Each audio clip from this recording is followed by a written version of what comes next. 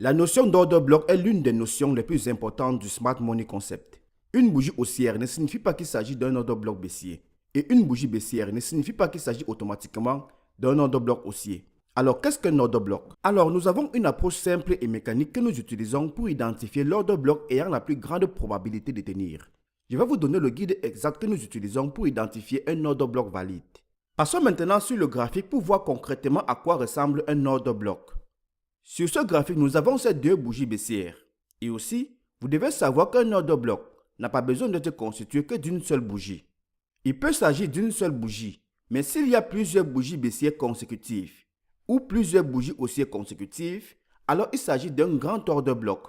Donc dans notre cas ici, nous avons ces deux bougies baissières consécutives qui constituent donc un order block. Maintenant, ce que nous devons faire, c'est vérifier si cet order block remplit notre condition essentielle, à savoir le fair value gap. Alors cet order block vient-il d'un précédent niveau de support? Oui, il vient de ce fair value gap juste ici. Ces deux bougies baissières constituent donc un order block car nous venons d'un précédent niveau de support, ce fair value gap.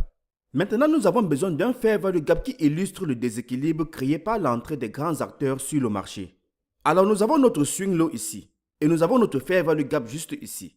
Et il est situé dans la même impulsion que notre order block. Le swing high n'est pas vraiment important, mais une autre chose très importante est que nous devons casser le plus haut de l'order block pour compléter le processus. Et où se situe donc le plus haut de ce grand order block? Juste ici.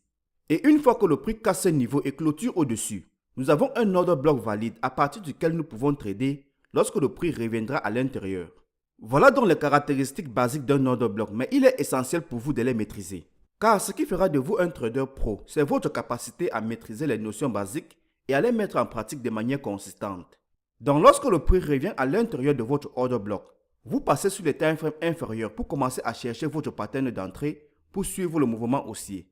Alors pour comprendre un concept, il est très important pour vous d'analyser vos propres graphiques en mettant en pratique ce que vous venez d'apprendre.